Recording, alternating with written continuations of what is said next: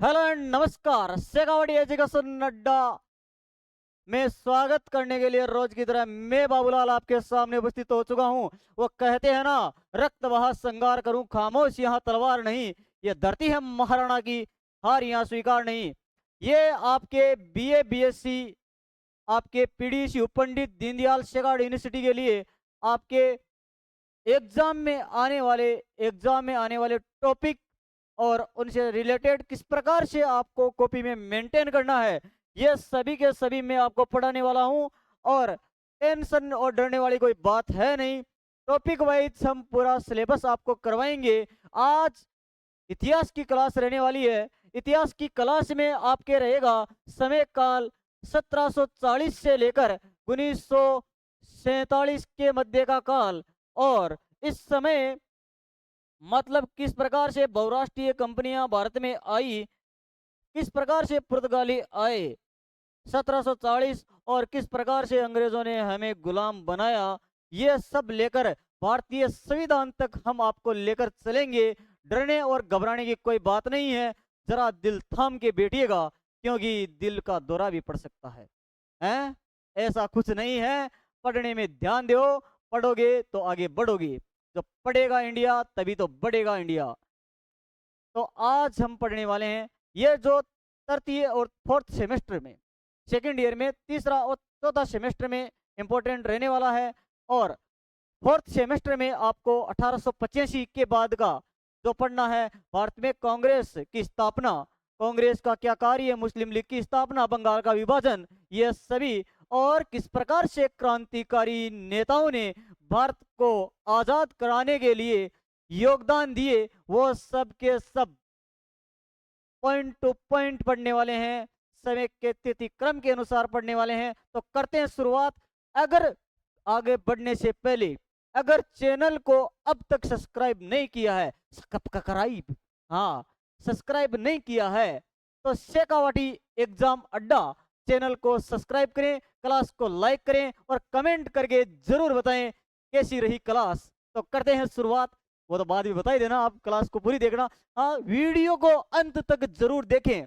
लो जी, BA आधुनिक भारत का इतिहास, हिस्ट्री ऑफ मॉडर्न इंडिया क्या है, अब होगी बीए के साथ सभी प्रतियोगी परीक्षाओं की तैयारी। क्यों? क्योंकि इतिहास का प्रश्न आएगा तो बाहर नहीं जाएगा, क्योंकि पॉइंट टू पॉइंट लेकर आएंगे, डिटेल के साथ पढ़ाने वाले हैं। BA BEd BBA BA LLB के लिए भी ये चैनल आपका उपयोगी रहेगा। तो चैनल को सब्सक्राइब करना है, कहने की बात एक ही है। घुमा फिरा के लेक्चर नंबर 2 रहने वाला है, निःशुल्क मिल रहा है। किसा कौन ले रहा है मैं मांगू? भारत में यूरोपीय का प्रवेश कैसे, भारत में यूरोपीय आए, एडवेंट ऑफ यूरोपीज इन इंडिया, पुर्तगाली आए, डच आए, फ्रांसीसी आए और अंग्रेज आगा। ठोको, लाइक ठोको। अंग्रेजा नहीं, लाइक ठोको। क्या रहेगा कैसे?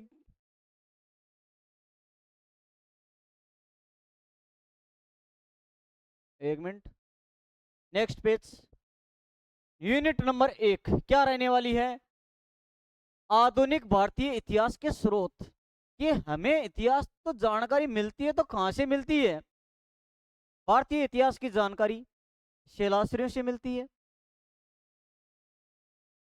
पुस्तकों से मिलती है, अभिलेखों से मिलती है, ताम्र पत्रों से मिलती है, सभ्यताओं से मिलती है, और गुफाओं में उकेरे हुए चित्रों के माध्यम से हमें इतिहास की जानकारी मिलती है। और तो कहां से मिलेगी जानकारी?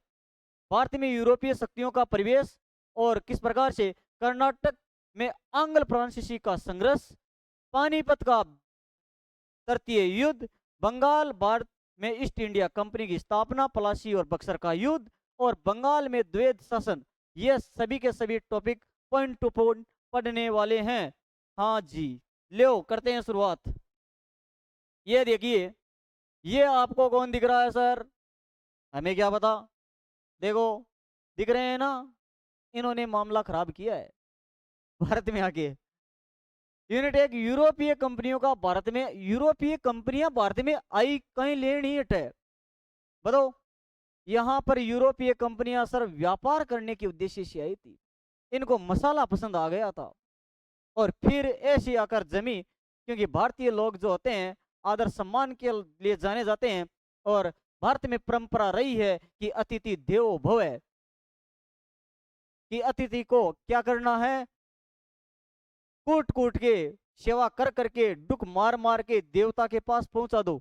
ऐसा नहीं है अतिथि देवो भव का मतलब आगमन, अराइवल। देखो पुर्तगाली कब आते हैं? 1498 में पुर्तगाली आए, डच 1605, अंग्रेज 1608, डेनिश 1620, फ्रांसीसी 1668। स्थापना स्टेबल्ड पुर्तगाली एस्टोहडो द इंडिया, पुर्तगाली कंपनी की स्थापना 1498। ईस्ट इंडिया कंपनी की स्थापना दिसंबर 1600। आगे Dutch east India company 1602, Danish east India company 1616, और इसी प्रकार से फ्रांसीसी कंपनी 1664 में भारत में आती है। देखिए आगे क्या रहने वाला है। आगे प्रमुख कारण, मेजर रीजन, मेजर एक ही काम हो। अरे भारत का मायन मसाला, स्पाइस, मसाले। दक्षिण भारत में सर्वाधिक मसाले होते हैं, केरल, कर्नाटक में, राजस्थान, भारत में। हाँ, 1453 में उस्मानिया सल्तनत का कुस्तुमुनिया व एशिया माइनर पर कब्जा कब होता है? 1453 में। यूरोप का पुनः जागरण, मसाला व्यापार अवरुद्ध, अरबी नियंत्रण, क्योंकि मसाला ये थोड़ी ले जावा दिया तो नियंत्रण करना पड़ता है। अब पुर्तगाल यूरोप पुनः जागरण की बात करेंगे। पहले तो मैं बात कर लेता हूं उस्मानिया सल्तनत, कुतुबुद्दीन, ये कुतुबुद्दीन क्या, कुस्तुनिया व एशिया माइनर कब्जा, ये आपके 1453 में होता है माइनर कब्जा। इसमें मसाला व्यापार और अब अरबियों के बीच में नियंत्रण, और फिर क्या, नवीन समुद्री मार्गों की खोज करना। खोज गेलो लाद गुजना दो, ब्राजील आए, पुर्तगाल आए, अमेरिकन आए, अमेरिका से ये 1498 में भारत आ गया। ऑस्ट्रेलिया, न्यूजीलैंड, ये सभी जगह भटकते भटकते मानवतावाद, वैज्ञानिकवाद और धर्म सुधार, ये सभी के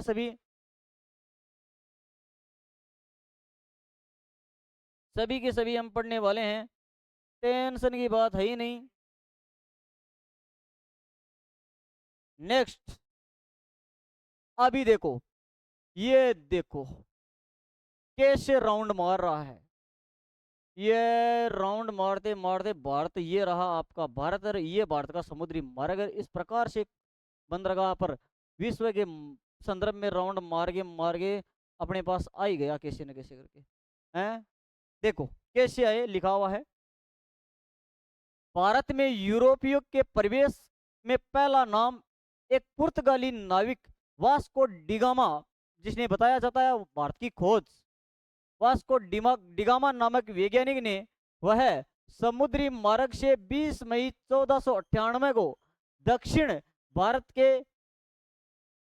कालीकट में पहुंचा था। इसके बाद भारत में पुर्तगाली व्यापारियों का समुद्र रास्ते में आना शुरू हो गया। अब ये गेलो लाद गो, ए बेटा चाले मुंडो करियो, भारत का नहीं राजा था। इन्होंने भारत में कालीपट तथा कोचीन में अपनी व्यापारिक कोठियां बना ली थी। इसके बाद आने वाले डचों तथा अंग्रेजों के संघर्ष और कुछ अन्य कारणों से पुर्तगाली अपना व्यापार भारत में ज्यादा जगह विस्तार नहीं कर सके। बाद में इनका वर्चस्व दमन दीव और गोवा तक सिमट के रह गया। यहां तक ही सिमट के रह गया, आगे बहुत जगह पर नहीं पहुंच पाए। दमन दीव, ये दमन दीव आपके, हाँ दमन दीव, ये आपके अंडमान निकोबार हो गया। इधर नीचे बना देता हूं। ये ऐसे राउंड मार के समुद्री नाविक थे, तो और तो क्या करेंगे। नेक्स्ट क्या है, जहाज Sao Gabriel ship, Cape of Good Hope, Gujarat, Calicut शासक, Ahmad ibn Majid Zamorin, Vasco da Gama, 20 मई 1498 कालीकट में पहुंचा था। जहाज का नाम 20 मई। अरब व्यापारियों का विरोध किया। काली मिर्च के व्यापार को 60 गुना मुनाफा कमाया। 60 गुना। आज 5 गुना मुनाफा हो जाए ना, 2 गुना मुनाफा हो जाए ना, 100 रुपया में लेके और 200 रुपया में बेचे तो एक तो मुनाफा हुआ डबल रे। और 60 गुना मुनाफा कमा लियो। और तो ऐसी ले लियो। 1502 में दोबारा भारत आया। 1503 में कोचीन में प्रथम फैक्ट्री की स्थापना की। 1524 में तीसरी बार भारत आया। मतलब आता रिया जाता रिया, आता रिया जाता रहा। मृत्यु की बाद में 24 दिसंबर 1524 कोचीन केरल में इसकी। ये आपका। अब ये आप पूरा देखो डचों का आगमन। डच किस प्रकार से आए राउंड देखिए। डच देखो इधर खड़ा जाता हूं मैं। पुर्तगालियों के बाद दूसरे क्रम में जो यूरोपियन भारत में आए थे उनमें हॉलैंड वासी, नीदरलैंड वासी डचों का नाम आता है। हॉलैंड वासी और हॉलैंड नीदरलैंड में पड़ता है। डच भारत में 1605 के आसपास आए थे। ये लोग दक्षिण पूर्वी एशियाई देशों में व्यापार करते थे। दक्षिण पूर्वी एशियाई देशों में करते थे, भारत नहीं आए थे कभी। डच व्यापारियों ने भारत के सूरत, चिनसुरा, कासिम का बाजार, पटना, उड़ीसा, बालासोर, कोचीन आदि में अपनी बस्तियां बना ली। डचों ने पुर्तगालियों से संघर्ष किया। अब पुर्तगालियों ने थे मसालो लेके कौन जास को भाई जी, ये क्या जाशियो पकड़ कुटा ला आपस का माए गथो मती गधो मदी दधी मदी है धै दा फै फांस सै सा। ये होता रहा, खदेड़ कर बाहर कर दिया।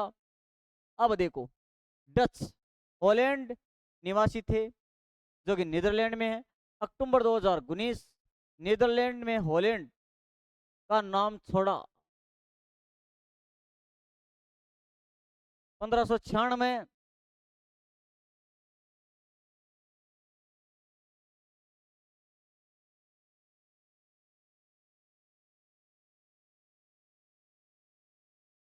कार्नेलिस डी हाउटमैन भारत में आने वाला डच नागरिक था। पहला डच कौन था? कार्नेलिस डी हाउटमैन। कार्नेलिस डी हाउटमैन 1602 में, ये 1560 में डच ईस्ट इंडिया कंपनी की स्थापना। डच ईस्ट इंडिया कंपनी है ये। ईस्ट, ईस्ट का मतलब पूर्वी से आए थे। ईस्ट का मतलब क्या होता है? ईस्ट वेस्ट, नाम पश्चिम से, वेस्ट पूर्व से आए थे। ईस्ट। संयुक्त उपक्रम पूर्व मेघालय, बटानिया, इंडोनेशिया। भारत आगमन 1605। प्रथम केंद्र मूसलीपट्टनम रखा। प्रथम केंद्र क्या रखा था इन्होंने डचों ने? मूसलीपट्टनम। नेक्स्ट। अब देखो महत्व है। भारत को वस्त्र व्यापार केंद्र बना लिया। अब मसाला ही गोनी। अब क्योंकि सूरत में आ गए थे, सूरत गुजरात आसपास का क्षेत्र, यहाँ पर तो वस्त्र नगरी, वस्त्र बेदरा कर्नाटक का युद्ध होता है 1759 में, पतन हो गया। डच, अंग्रेज और रॉबर्ट क्लाइव। डच, अंग्रेज और रॉबर्ट क्लाइव, रेल बना दी रॉबर्ट क्लाइव यहाँ की, हार गए। डचों को ज्यादा ध्यान दक्षिण पूर्व स्थित में मलाया पर था। नोट। डचों ने भारत के अलावा श्रीलंका, इंडोनेशिया, मलक्का आदि का प्रभुत्व स्थापित किया। औद्योगिक वेतनभोगी थे।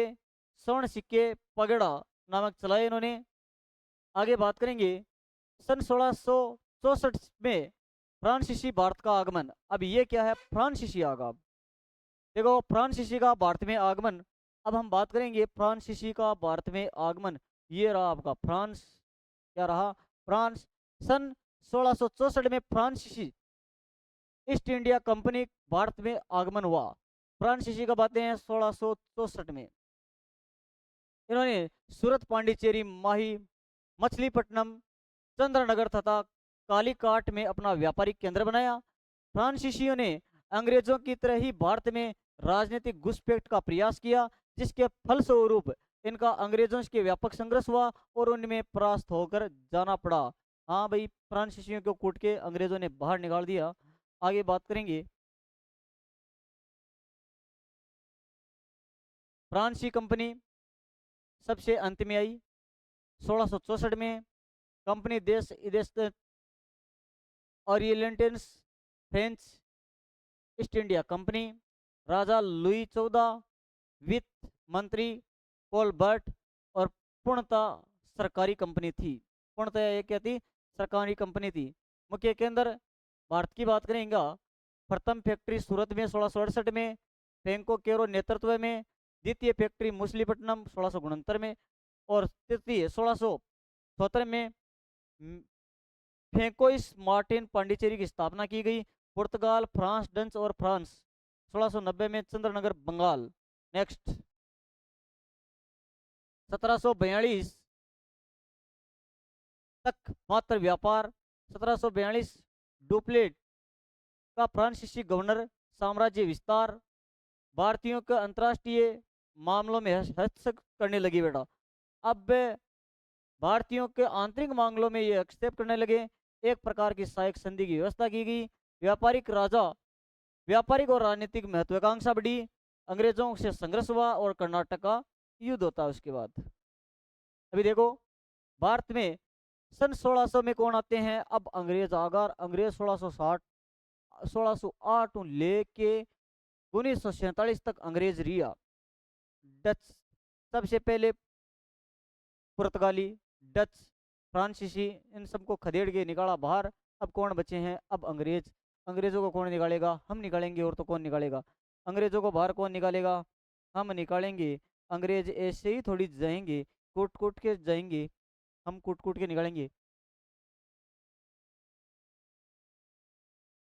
भारत में सन 1600 में ब्रिटिश ईस्ट इंडिया कंपनी की स्थापना हुई और 1608 में उसने भारत में प्रवेश किया। सर टॉमस रो ने 1615 में भारत के तत्कालीन सम्राट जहांगीर से मुलाकात करता है। और जहांगीर से मुलाकात कहाँ करता है? दौलतबाग मैगजीन दुर्ग आपके अजमेर में करता है। कहाँ पर करता है? अन्ना सागर झील के किनारे। अनुमति दे दी। और किसके कहने पर? नूरजहां के कहने पर। दे दियो, बहुत बढ़िया आदमी है। हाँ, व्यापार क्षेत्र को बढ़ावा। भारत में राजनीतिक हस्तक्षेप की शुरुआत और व्यापार के साथ ही राजनीतिक क्षेत्र में उनका वर्चस्व बढ़ाना शुरू कर दिया इन्होंने। अभी देखो भाई, अब देखो सूरत और बम्बई। देखो सबसे पहले सूरत 1613, हुगली 1633, हुगली क्या, उड़ीसा 1633, हुगली पर अधिकार। मछलीपट्टनम 1611, मद्रास, सभी जगह अंग्रेजों का आधिपत्य शुरू हो गया। यहाँ पर स्थापित कर लिया इन्होंने। और अब अंग्रेज भाई नियम जमा चुका। इंग्लैंड की कंपनी थी। 1599 जॉन मिल्ड होप भारत आए थे। स्थापना 1600 में इंग्लैंड भारत महारानी एलिजाबेथ और अकबर के मध्य आती है। लेकिन आया अंग्रेज वाले टाइम में अकबर क्यों भाग जो? अट्ठा कोई व्यापार को नहीं है, क्यों भाग जो? क्यों? अकबर ने अनुमति नहीं दी थी, लेकिन किसने दे दी थी ये अनुमति? आपके किसने दे दी? नेक्स्ट सेशन रहेगा कर्नाटक में आंग्ल फ्रांस संघर्ष। ये आपका नेक्स्ट सेशन रहेगा आगे वाली क्लास में। Thank you, best of luck.